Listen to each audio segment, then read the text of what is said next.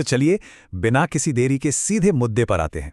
आज के इस एक्सप्लेनर में हम एक ऐसी दिलचस्प और थोड़ी डरावनी मेडिकल मिस्ट्री की परतें खोलने वाले हैं जिसे आम बोलचाल में अक्सर दिमागी बुखार कहा जाता है।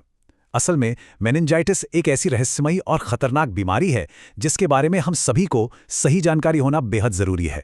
तो मेडिकल सोर्सेज के आधार पर आइए गहराई से समझते हैं कि आखिर ये बीमारी काम कैसे करती है। अब सबसे ज्यादा हैरान करने वाली बात यह है कि ये बीमारी सीधे हमारे शरीर के सबसे जरूरी हिस्से पर वार करती है।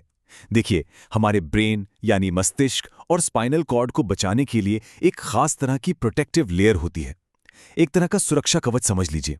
इसे मेनिंजेस कहते हैं। लेकिन जब किसी इन्फेक्शन की वजह से इसी सुरक्षा कवच में सूजन यानी इन्फ्लेमेशन आ जाता है तो बस उसी जानलेवा स्थिति को मेनिंजाइटिस का नाम दिया गया है। आज के इस एक्सप्लेनर में हम 6 मुख्य बातों पर गौर करेंगे। पहला, मेनिंजाइटिस आखिर है क्या? दूसरा, इसके मुख्य कारण और प्रकार। तीसरा, खतरे के सबसे बड़े संकेत। चौथा, इसका निदान और सटीक इलाज। पांचवा, इसकी गंभीर जटिलताएं। और छठा, बचाव ही सबसे अच्छा इलाज क्यों है। तो चलिए आगे बढ़ते हैं हमारे पहले हिस्से की तरफ। मेनिंजाइटिस आखिर है क्या? सच बात तो यह है कि मेनिंजाइटिस हर जगह एक जैसे नहीं फैलता। ये उन जगहों पर ज्यादा पनपता है जहां भीड़भाड़ बहुत ज्यादा हो, जैसे हॉस्टल्स या जहां साफ सफाई की भारी कमी हो। ये आम सर्दी जुकाम की तरह हवा में दूर तक नहीं उड़ता। इसके बजाय ये किसी संक्रमित व्यक्ति की लार या बलगम के बेहद करीबी संपर्क में आने से फैलता है। यही वजह है कि 5 साल से कम उम्र के छोटे बच्चे, 60 साल से ऊपर के बुजुर्ग और कमजोर इम्यूनिटी वाले लोग इसका सबसे आसान शिकार बन जाते हैं। अब आते हैं दूसरे हिस्से पर, इसके मुख्य कारण और प्रकार क्या हैं। यहां पर एक बहुत ही जरूरी बात समझनी होगी। मेनिंजाइटिस के 2 सबसे बड़े प्रकार होते हैं और इनके बीच का अंतर समझना लिटरली जिंदगी और मौत के बीच का अंतर हो सकता है। एक तरफ है बैक्टीरियल मेनिंजाइटिस। ये एक टिकिंग टाइम बॉम्ब की तरह है, बेहद खतरनाक। इसमें मरीज को तुरंत अस्पताल ले जाकर ब्रॉड स्पेक्ट्रम एंटीबायोटिक्स देने की जरूरत पड़ती है। और दूसरी तरफ है वायरल मेनिंजाइटिस। ये काफ़ी आम है और सबसे अच्छी बात यह है कि अक्सर 7 से 10 दिनों में ये खुद ब खुद ठीक हो जाता है।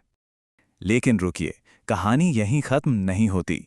कुछ ऐसे कारण भी हैं जो थोड़े दुर्लभ हैं पर इस बीमारी को जन्म दे सकते हैं, जैसे कि फंगल इन्फेक्शन, जो ज़्यादातर कमज़ोर इम्यूनिटी वालों या समय से पहले जन्मे प्री मैच्योर बच्चों में दिखते हैं। और सबसे चौंकाने वाली बात, सिर की चोट। हाल ही में हुई सिर की कोई सर्जरी या इम्यूनिटी कम करने वाली दवाइयाँ भी दिमाग की इन परतों में अचानक सूजन पैदा कर सकती हैं। तीसरा हिस्सा बहुत ही महत्वपूर्ण है, खतरे के मुख्य संकेत। जब ये बीमारी शरीर में घुसती है तो ये बहुत तेज़ी से हमला करती है। इसके शुरुआती लक्षणों में शामिल हैं अचानक बहुत तेज बुखार आना, एक ऐसा भयंकर सिरदर्द जो पहले कभी महसूस न हुआ हो, उल्टियां होना और हाथ पैरों का बर्फ जैसा ठंडा पड़ जाना। इसके अलावा रोशनी से अचानक बहुत तकलीफ होने लगती है, जिसे फोटोफोबिया कहते हैं, और दिमाग में बेहद कंफ्यूजन या बेहोशी छाने लगती है। ये वो रेड फ्लैग्स हैं जिन्हें देखते ही सीधे अस्पताल भागना चाहिए। इस बीमारी को पहचानने का एक बहुत ही आसान और सॉलिड तरीका है नेक रिजिडिटी, यानी गर्दन में जकड़न। ये एक ऐसा क्लिनिकल टेस्ट है जिसके लिए किसी बड़ी मशीन की जरूरत नहीं होती। अगर किसी से अपनी ठुड्डी को छाती से लगाने या गर्दन को आगे झुकाने के लिए कहा जाए और वो भयंकर दर्द के कारण ऐसा बिल्कुल ना कर पाए, तो ये इस बात का पक्का सबूत है कि दिमाग की परतों में सूजन आ चुकी है। आगे बढ़ते हैं चौथे हिस्से की तरफ, निदान और सटीक उपचार। अस्पताल पहुंचते ही वक्त के खिलाफ एक रेस शुरू हो जाती है। डॉक्टर्स सबसे पहले शारीरिक लक्षणों की जांच करते हैं, फिर दिमाग में सूजन का पता लगाने के लिए तुरंत सीटी स्कैन या एमआरआई करवाया जाता है। लेकिन इस पूरी प्रक्रिया में जो स्टेप सबसे बड़ा गेम चेंजर है, वो है लंबर पंक्चर। इसमें रीढ़ की हड्डी के निचले हिस्से से थोड़ा सा फ्लूइड यानी CSF निकाला जाता है। इसी टेस्ट से 100% कंफर्म होता है कि दुश्मन बैक्टीरियल है, वायरल है या फंगल है। अब यहाँ ध्यान देने वाली बात यह है कि डॉक्टर्स अक्सर लैब रिजल्ट्स आने का इंतजार बिल्कुल नहीं करते। वो लक्षण देखते ही तुरंत मरीज को एडमिट कर लेते हैं, क्योंकि यहाँ एक एक सेकंड कीमती है। अगर इन्फेक्शन बैक्टीरियल लगता है तो तुरंत हैवी ब्रॉड स्पेक्ट्रम एंटीबायोटिक्स चालू कर दी जाती हैं। वायरल होने पर दर्द और बुखार कम करने की दवाइयाँ दी जाती हैं। और अगर फंगल है तो लंबे समय तक हाई डोज एंटी फंगल दवाइयां चलती हैं। बेसिकली इलाज पूरी तरह इस बात पर निर्भर करता है कि दुश्मन कौन सा है। 5वां हिस्सा, गंभीर और दीर्घकालिक जटिलताएं। जरा एक पल के लिए रुकिए और सोचिए, अगर इलाज में थोड़ी सी भी देरी हो जाए तो आखिर क्या होगा? ये सवाल बहुत जरूरी है, क्योंकि ये समझना बेहद अहम है कि ये बीमारी वक्त के साथ कितनी तेजी से अपना रूप बदलती है। जब दिमाग बिना किसी सुरक्षा के सूझने लगता है तो नतीजे बेहद खौफनाक होते हैं। इन्फेक्शन की वजह से दिमाग की नसें डैमेज हो जाती हैं। इसका अंजाम चेहरे का लकवा, जिसे फेशियल नर्व पैल्सी कहते हैं, अनियंत्रित दौरे पड़ना, हाथों या पैरों में लकवा मार जाना और स्थिति बिगड़ने पर सीधे कोमा में चले जाना।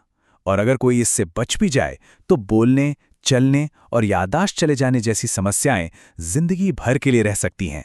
50 ये कोई आम नंबर नहीं है, ये डराने वाला आंकड़ा है। सोर्सेस के अनुसार मेनिंजाइटिस के गंभीर मामलों में हर 100 में से लगभग 50 लोगों को लंबे समय तक चलने वाली न्यूरोलॉजिकल समस्याओं का सामना करना पड़ता है। इसका उनके दिमाग के विकास, बुद्धिमत्ता और शरीर का संतुलन बनाए रखने की क्षमता पर बहुत गहरा असर पड़ता है। और आखिर में छठा हिस्सा, बचाव ही सबसे अच्छा इलाज है। एक बहुत ही पुरानी और सटीक कहावत है, prevention is better than cure, यानी सावधानी ही बचाव है। मेनिंजाइटिस के मामले में ये बात 100% सच साबित होती है, क्योंकि एक बार जब ये बीमारी दिमाग की परतों तक पहुंच जाती है तो नुकसान की भरपाई करना लगभग नामुमकिन हो जाता है। इसलिए इसे रोकना ही हमारी सबसे बड़ी जीत है। तो हम इससे खुद को और अपनों को कैसे बचा सकते हैं? सबसे आसान तरीका है हाथों की सख्त साफ सफाई।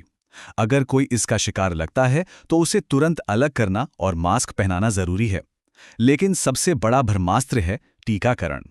सरकार द्वारा दिए जाने वाले वैक्सीन्स जैसे मेनिंगोकोकल और हीमोफिलस इन्फ्लुएंजा ने बैक्टीरियल मेनिंजाइटिस के मामलों को लगभग खत्म सा कर दिया है। बचपन में लगने वाले ये टीके एक बहुत ही मजबूत ढाल का काम करते हैं। खैर, इस पूरे विश्लेषण के बाद हम एक जरूरी सवाल के साथ आपको छोड़ जाते हैं।